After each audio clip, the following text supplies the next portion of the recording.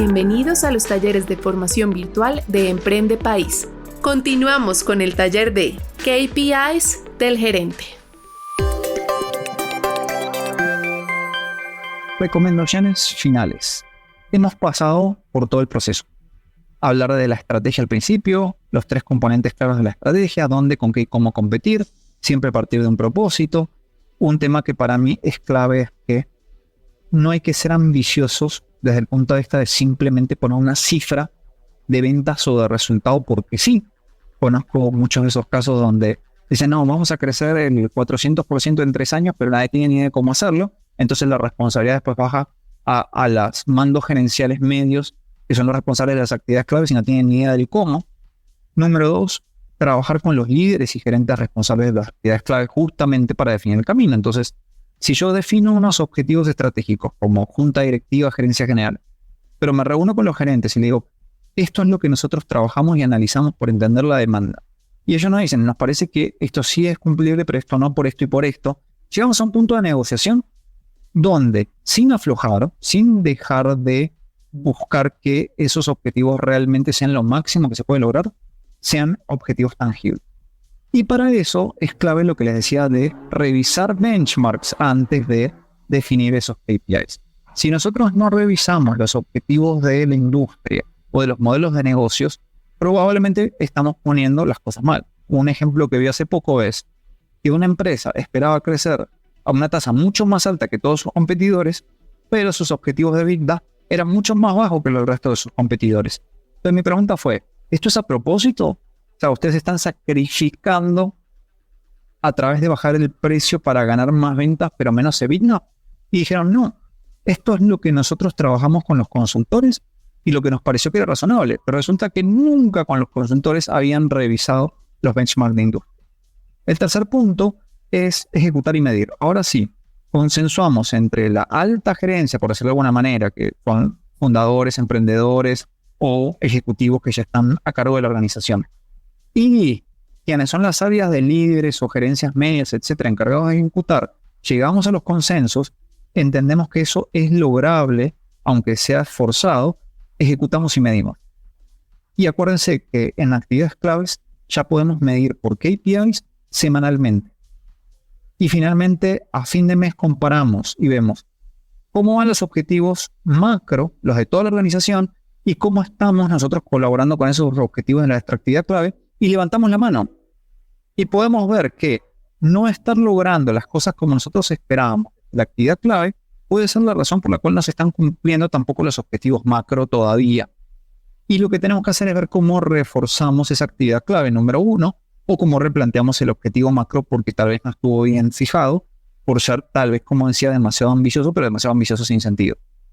Y finalmente, evaluamos los resultados emergentes porque puede haber cosas demasiado valiosas de lo que está sucediendo. Si yo veo que un KPI me da mal, yo lo que tengo que hacer es ir y hablar y entender qué está pasando. Y puede ser que la respuesta a lo que esté pasando aparece una nueva oportunidad que termina siendo una clave para la estrategia futura porque descubrimos una oportunidad. A veces fallar en las ventas o fallar en las actividades claves que permiten justamente todas esas ventas nos lleva a encontrar que hay otras oportunidades que no estábamos viendo y que en realidad nos deberíamos estar enfocando en eso.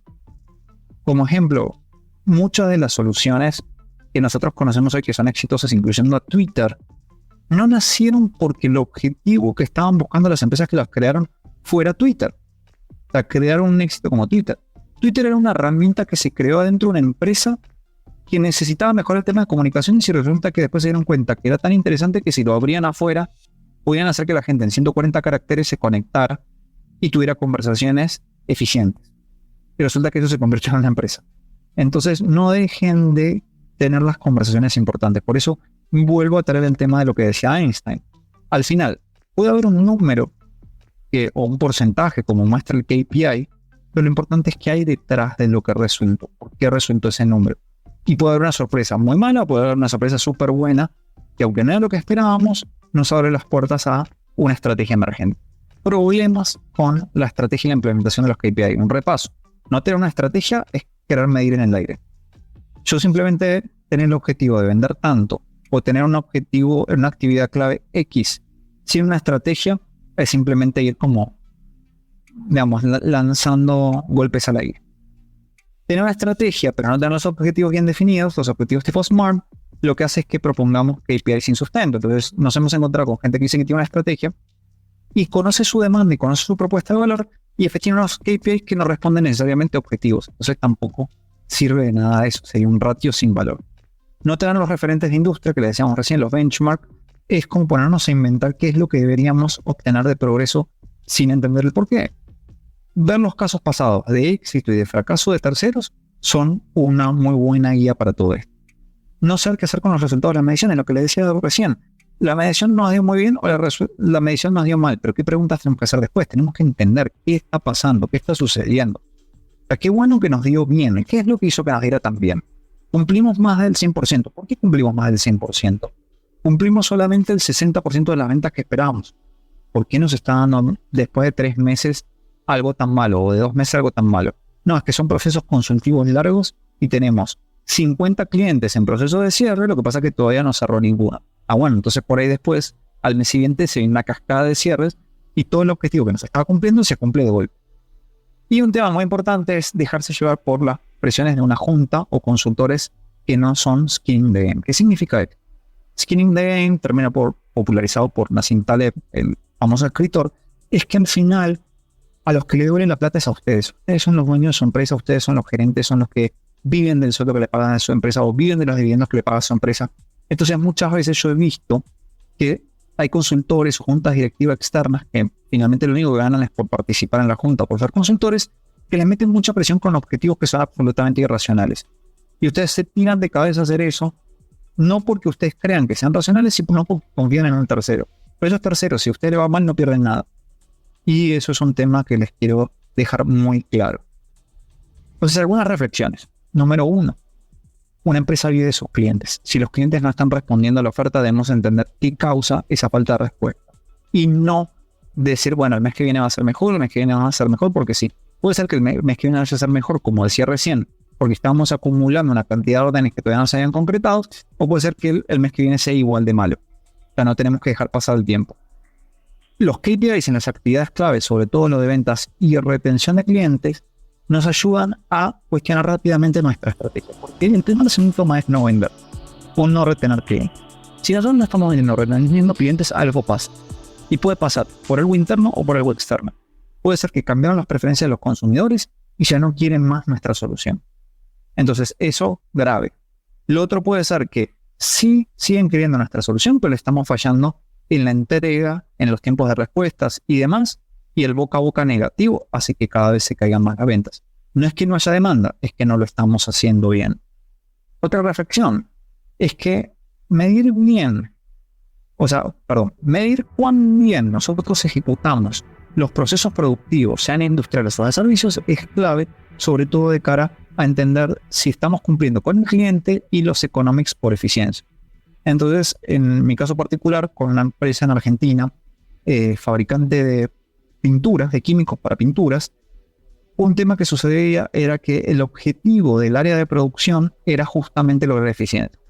Tiempos de entrega a los clientes, negociación con los proveedores para eficiencias, comprar las máquinas, hacer inversiones en las máquinas que lograran eficiencias, pero cuando había un cambio en la demanda y la gente de ventas le decía, ya la demanda está queriendo un producto que haga esto y esto, el nuestro se está quedando corto. Básicamente lo que demandaba del área de producción es cambiar y volverse más ineficiente. Cuando nosotros hacemos las cosas de una manera, logramos eficiencias por la práctica. Cuando lo empezamos a hacer de otra manera, tenemos que tener una curva de aprendizaje para volver a aprender cómo hacer las cosas. Y eso a las áreas de producción no les gusta nada. O sea, si es por ello vendamos toda la vida los mismos productos. ¿Por qué? Porque de esa manera cumplen con sus objetivos. A veces los objetivos luchan entre ellos. El objetivo de ventas es presionar para que se saque un nuevo producto, o lo que quieren que saque un nuevo producto porque nos estamos quedando cortos respecto de las demandas del mercado, y por otro lado el de producción es que todo mantenga su status quo. Entonces luchan los objetivos de las áreas, luchan los ratios, y no vemos que finalmente como empresa somos un sistema en cambio constante. A mí me gusta mucho esta frase del filósofo Heráclito de Éfeso que decía: todo fluye, nada permanece. Y entonces lo que decimos es que vivimos en un cambio constante. Todas las áreas de producción de todas las empresas tienen que acostumbrarse a que sus niveles de eficiencia van a dejar de ser óptimos, pero aquellos que los están midiendo también tienen que entender que eso va a ser así porque van a estar cambiando todo el tiempo. Y como van a estar cambiando todo el tiempo, no les puedo poner una eficiencia del 100% a algo que todo el tiempo tienen que estar repensando. Entonces también hay que ser justos con aquellos que le estamos pidiendo mucho y le estamos cambiando las reglas del juego todo el tiempo. Y los objetivos no nos tienen que volver locos. Hay un artículo de Harvard que ahí les dejo el link, está disponible el PDF, que justamente habla de eso. No dejemos que se enloquezcan los objetivos. Muchas veces los objetivos nos llevan a hacer cosas que no queremos. Son objetivos demasiado narrow, dicen ellos, como angostos, o sea, muy, muy puestos en algo y hay que cumplirlo. Y incluso los empleados terminan teniendo conductas no éticas con tal de cumplir los objetivos. Yo he visto casos de gerentes de venta que meten una orden falsa de venta un mes para cumplir con un objetivo de venta, se factura, después el cliente, que es un conocido de él, le dice que no, que se caiga la orden de venta, y la persona dice, no, pero yo cumplí con las ventas del mes anterior. Sí, pero esa venta fue falsa, se cayó después. Claro, pues tenía tanta presión por cerrar ventas, dice eso. U otra cosa que es muy común es, hay tanta presión para cerrar las ventas del trimestre o algo así en tal objetivo, que voy y doy un descuento demasiado grande a mis clientes que nunca le tendría que haber dado para que me cierren la compra antes del plazo que ellos decían que iban a cerrar. Si hubiera esperado un mes, hubiera generado una venta con el margen correcto y un descuento muy grande. ¿Todo por qué? Por una presión de un cierre de ventas y un objetivo de ventas anticipado que tenía que cumplir en tal mes. Entonces, ojo, nosotros también tenemos que tomar con pinzas los objetivos. Todo el tiempo tenemos que estar planteándonos si los objetivos que estamos tratando de lograr son los correctos. Si tenemos una estrategia y entendemos sobre todo la demanda, deberíamos poner objetivos correctos. Y recuerden siempre que el propósito es firme y de largo plazo, pero la estrategia tiene que ser flexible y adaptativa a los cambios. La reflexión número 4 es que la base de los KPI son datos, lo que les mencionaba hace un rato. Si no sabemos manejar datos, y sobre todo si no sabemos si esos datos están limpios, son los datos correctos, vamos a generar mediciones que no reflejan la realidad. Podemos tener Excel, software y demás, pero debemos entender siempre que tenemos que primero construir una estrategia y su modelo de negocio fijando objetivos de la estrategia macro, de las actividades clave que permiten cumplir con esa estrategia y generar métricas de performance. Ahí en el grafiquito de la derecha ustedes ven, por ejemplo, que al final lo que se ven son valores y ese valor cómo se refleja en una performance. Entonces, no, estoy al 60%, estoy al 40%. Cada uno setea, por ejemplo. Miren que hay objetivos que están al 60% y están en verde. Y hay objetivos que están muy bajitos y están en amarillo. Y parece que no hubiera nada en rojo. Entonces, al final, ¿qué es rojo, amarillo, verde? ¿Qué es un buen desempeño, un desempeño medio, un desempeño malo? También son temas subjetivos. No todo el mundo lo ve eso igual. Pero la clave acá es que para calcular estas métricas de performance y ver si estamos cumpliendo o no estamos cumpliendo los objetivos y después tomar decisiones de entender y ahí sí bajar a decisiones concretas, finalmente depende que los datos estén limpios, que funcionen bien y que los podamos llevar a fórmulas.